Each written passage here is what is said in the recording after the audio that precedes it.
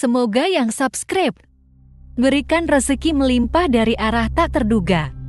Dan yang like komen, dimudahkan jalannya menuju surga di hari akhir nanti.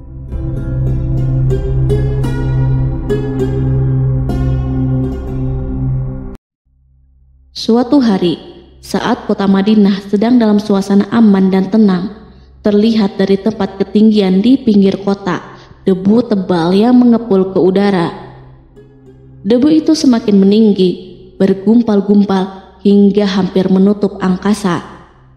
Angin yang bertiup menyebabkan gumpalan debu dari butiran-butiran pasir Sahara yang lembut dan terbang menghampiri pintu-pintu rumah di Madinah dan berhembus dengan kuatnya di jalan-jalan.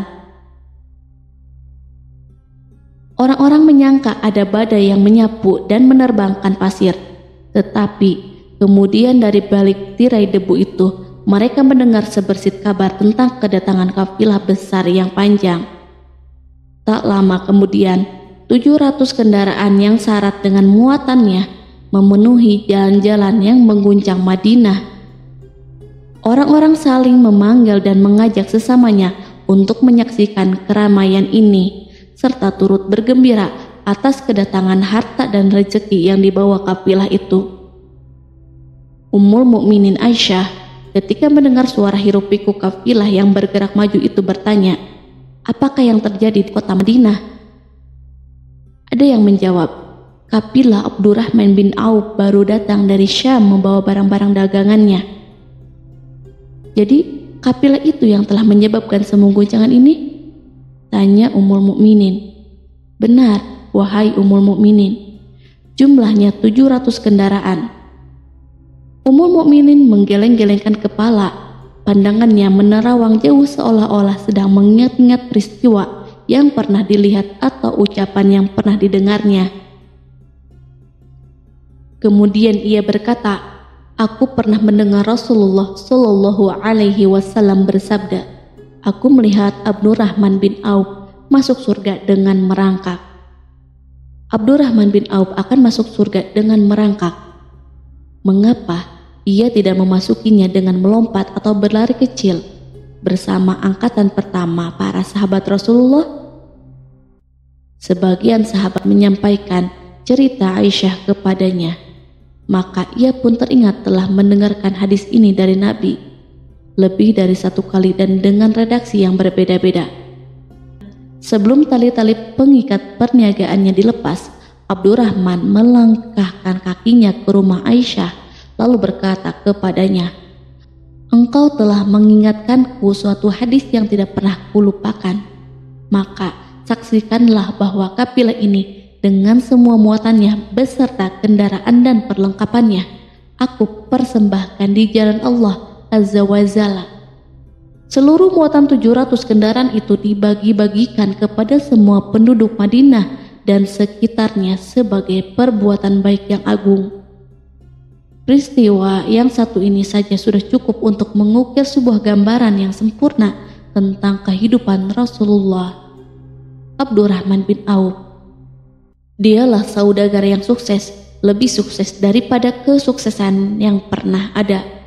Dia merupakan orang kaya dengan kekayaan yang melimpah ruah.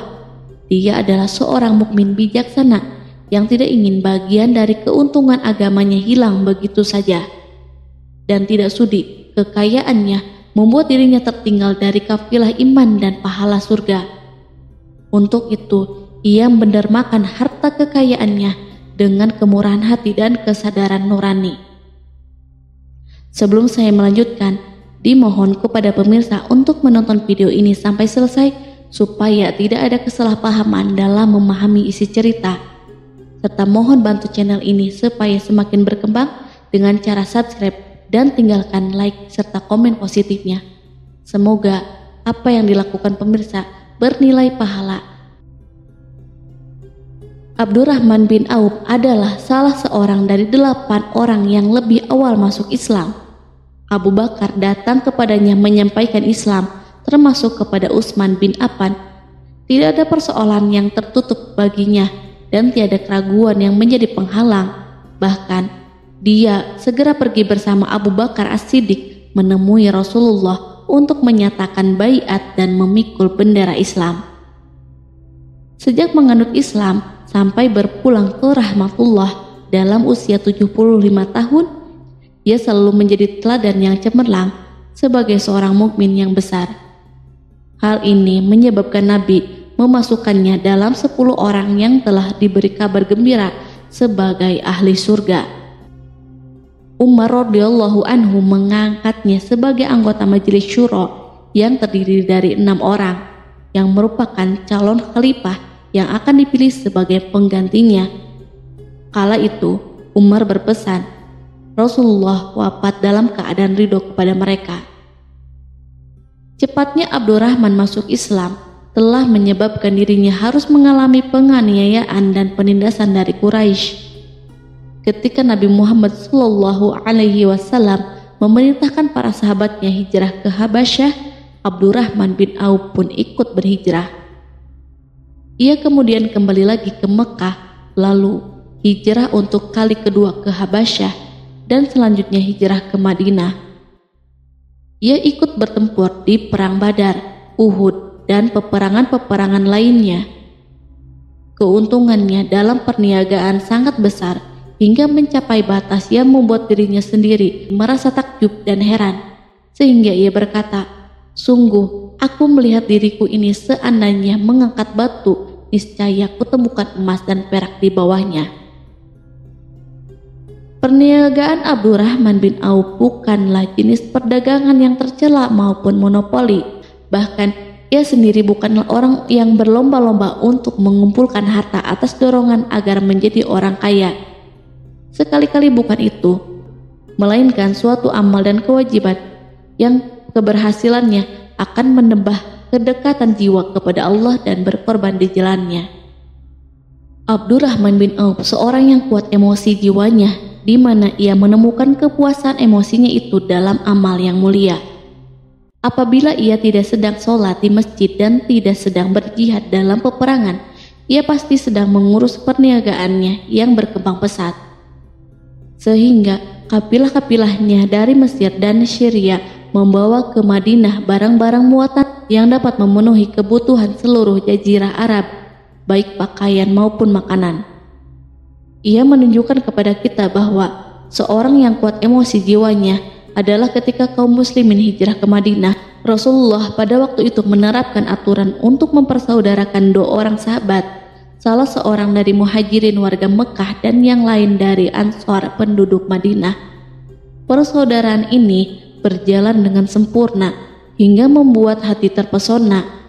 Orang-orang Ansor yang merupakan penduduk asli Madinah membagi seluruh kekayaan miliknya menjadi 2 dengan saudaranya dari kalangan muhajirin. Bahkan istri pun direlakan. Apabila ia beristri 2, ia pun rela menceraikan 1 untuk diperistri saudaranya. Ketika itu, Rasul yang mulia mempersaudarakan antara Abdurrahman bin Auf dengan Sa'ad bin Rabi. Sa'ad berkata kepada Abdurrahman, saudaraku, aku adalah penduduk Madinah yang paling banyak harta. Silahkan pilih separuh hartaku dan ambillah. Aku juga mempunyai 2 istri. Perhatikanlah yang lebih menarik hatimu dan aku akan menceraikannya, sehingga engkau dapat memperistri dirinya. Abdurrahman bin Auf menjawab, semoga Allah memberkahi dirimu dalam istri dan hartamu. Tunjukkanlah letak pasar kepadaku. Abdurrahman pergi ke pasar. Ia berjual beli di sana dan mendapatkan keuntungan. Kehidupan Abdurrahman bin Auf di Madinah, baik semasa Rasulullah maupun sepeninggal beliau, selalu ditunaikan dengan sempurna untuk memenuhi hak agama ini dan beramal di dunia. Perniagaannya sukses dan menguntungkan, seperti diungkapkan sendiri bahwa seandainya ia mengangkat batu dari tempatnya, pasti ia akan mendapatkan emas dan perak di bawahnya. Salah satu faktor yang membuat perniagaannya berhasil dan mendapatkan berkah adalah karena ia sangat selektif untuk berniaga yang halal dan benar-benar menjauhkan diri dari segala bentuk jual beli yang haram, bahkan yang subhat sekalipun. Selain itu, faktor yang menambah kejayaan dan keberkahannya adalah labanya yang bukan untuk Abdurrahman bin Auf sendiri, melainkan di dalamnya terdapat bagian Allah yang ia penuhi dengan baik. Ia menggunakan hartanya untuk memperkokoh hubungan kekeluargaan dan mengeratkan tali persaudaraan, serta menyediakan perlengkapan yang diperlukan tentara Islam. Bila total perniagaan dan kekayaan yang lainnya ditambah keuntungan yang diperolehnya dihitung, jumlah kekayaan Abdurrahman bin Auf itu dapat diperkirakan dengan memperhatikan jumlah yang dibelanjakan di jalan Allah. Suatu hari ia mendengar Rasulullah bersabda, "Wahai Ibnu Auf, engkau termasuk golongan orang kaya dan engkau akan masuk surga dengan merangkak. Karena itu, pinjamkanlah kekayaan itu kepada Allah agar Dia mempermudah langkahmu." Sejak ia mendengar nasihat Rasulullah ini dan menyediakan bagi Allah pinjaman yang baik, Allah justru semakin melipat gandakan kekayaannya hingga berlimpah ruah. Suatu hari, ia menjual tanah seharga 40.000 dinar.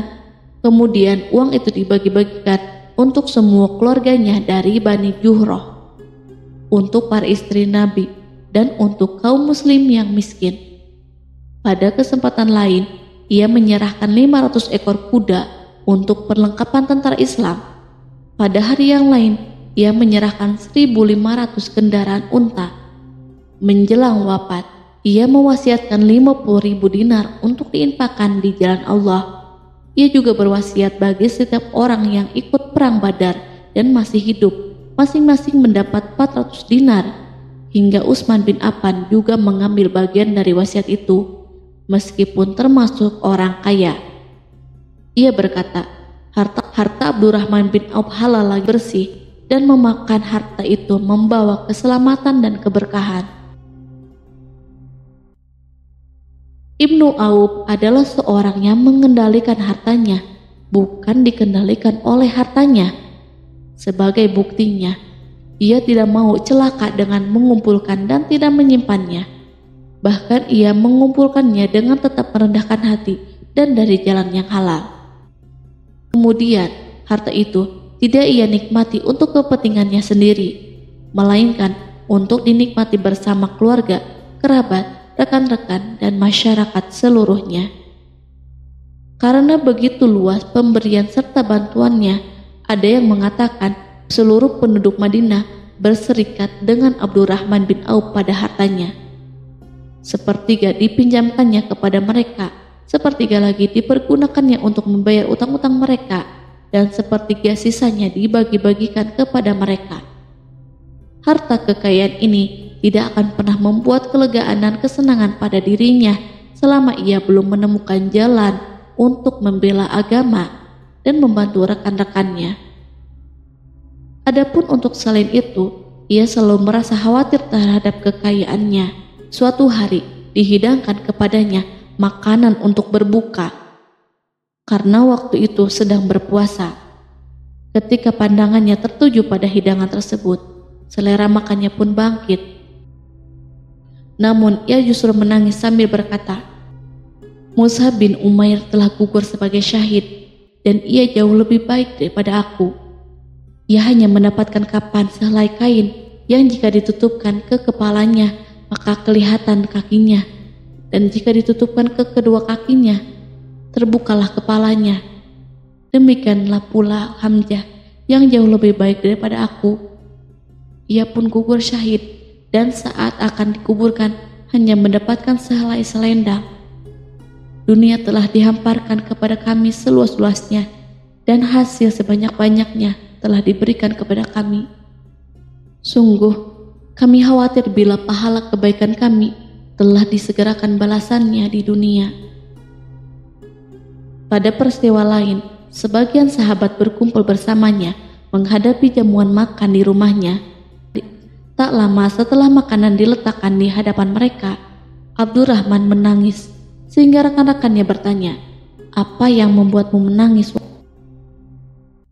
Ia pun menjawab, "Rasulullah telah wafat, dan semasa hidupnya beliau beserta keluarganya tidak pernah merasakan kenyang makan roti gandum. Apa harapan kita apabila dipanjangkan usia, tetapi tidak menambah kebaikan bagi kita. Demikianlah kekayaannya yang melimpah itu sedikit pun tidak membangkitkan kesombongan dan takabur dalam dirinya. Bahkan orang-orang mengatakan tentang dirinya, seandainya seorang asing yang belum pernah mengenalnya kebetulan melihatnya sedang duduk bersama budak-budaknya, niscaya ia tidak akan bisa membedakan di antara mereka. Tetapi bila seorang asing itu mengenal satu saja sisi jihad Ibnu Auf dan ujian yang dihadapinya, ia pasti langsung mengetahui siapa dia. Misalnya, ia mengetahui bahwa di badannya terdapat 20 bekas luka di perang Uhud dan bahwa salah satu dari bekas luka itu meninggalkan cacat pincang yang tidak sembuh-sembuh pada salah satu kakinya. Contoh lain, beberapa gigi serinya rontok di perang Uhud yang menyebabkan kecedalan yang jelas pada ucapannya. Saat orang asing itu tahu salah satu sisi ini, ia pasti menyadari bahwa laki-laki yang berperawakan tinggi dengan wajah berseri, kulit halus, pincang dan cedal sebagai tanda jasa dari perang Uhud. Itulah orang yang bernama Abdurrahman bin Auf. Semoga Allah ridho kepadanya dan ia pun ridho kepada Allah. Kita sudah terbiasa memperhatikan tabiat manusia bahwa harta kekayaan itu biasanya menyebabkan seseorang selalu gandrung untuk memiliki pengaruh guna melindungi kekayaan mereka dan melipat gandakan pengaruh itu. Selain untuk memuaskan nafsu demi kebanggaan dan kepuasan pribadi. Semua ini merupakan sifat yang bisa dibangkitkan oleh kekayaan. Tetapi bila kita melihat Abdurrahman bin Auf dengan kekayaan yang melimpah, kita akan menemukan manusia ajaib yang sanggup menguasai watak dasar manusia dalam bidang ini dan melangkahinya ke puncak ketinggian yang istimewa. Peristiwa itu terjadi ketika Umar bin Khattab hendak berpisah dengan rohnya yang suci dan memilih 6 orang di antara para sahabat Rasulullah agar mereka memilih salah seorang di antara mereka untuk menjadi khalifah yang baru. Pada waktu itu, semua jari menunjuk ke Ibnu Auf. Bahkan sebagian sahabat telah menegaskan bahwa dialah orang yang lebih berhak menjadi khalifah di antara 6 orang itu. Namun ia menjawab, "Demi Allah, seandainya diambilkan pisau lalu ditaruh ke atas leherku, kemudian kalian menusukkannya sampai tembus, itu lebih aku sukai daripada menerima jabatan tersebut." Demikianlah saat awal 6 orang terpilih itu mengadakan pertemuan untuk memilih salah seorang di antara mereka untuk menjadi khalifah yang akan menggantikan Al-Faruq, Umar bin Khattab. Abdurrahman bin Auf telah menyatakan kepada rekan-rekannya bahwa ia telah melepaskan haknya yang dilimpahkan Umar kepadanya sebagai salah seorang dari 6 calon yang akan dipilih menjadi khalifah. Dengan demikian, kewajiban mereka untuk melakukan pemilihan itu terbatas di antara mereka berlima saja. Sikap juhudnya terhadap pangkat jabatan ini dengan cepat telah menempatkan dirinya sebagai hakim di antara 5 orang tokoh terkemuka itu. Mereka menerima dengan senang hati agar Abdurrahman bin Auf menetapkan pilihan khalifah itu terhadap salah seorang di antara mereka berlima. Ali mengatakan, "Aku pernah mendengar Rasulullah menyipatimu bahwa engkau adalah orang yang dipercaya oleh penduduk langit dan dipercaya pula oleh penduduk bumi." Ibnu Auf akhirnya memilih Utsman bin Affan untuk jabatan khalifah dan yang lainnya pun menyetujui pilihannya. Itulah hakikat seorang laki-laki yang kaya raya dalam Islam. Apakah Anda telah memperhatikan bagaimana Islam telah mengangkat dirinya jauh di atas kekayaan dengan segala godaan dan penyesatannya itu, dan bagaimana ia menempa kepribadiannya dengan sebaik-baiknya? Pada tahun 32 Hijriah, tubuhnya berpisah dengan rohnya. Ummul Mukminin Aisyah ingin memberinya kemuliaan khusus yang tidak diberikan kepada orang lain, dengan memberikan usulan kepadanya ketika ia masih terbaring di ranjang menuju kematian agar bersedia dikuburkan di pekarangan rumahnya. berdekatan dengan Rasulullah, Abu Bakar, dan Umar. Namun, ia memang seorang muslim yang telah dididik Islam dengan sebaik-baiknya, sehingga merasa malu bila dirinya diangkat dan disandingkan dalam kedudukan tersebut. Selain itu, ia telah membuat janji dan ikrar yang kuat dengan Utsman bin Maz'un, yakni jika salah seorang di antara mereka meninggal sesudah yang lain, hendaklah ia dikuburkan di dekat sahabatnya itu.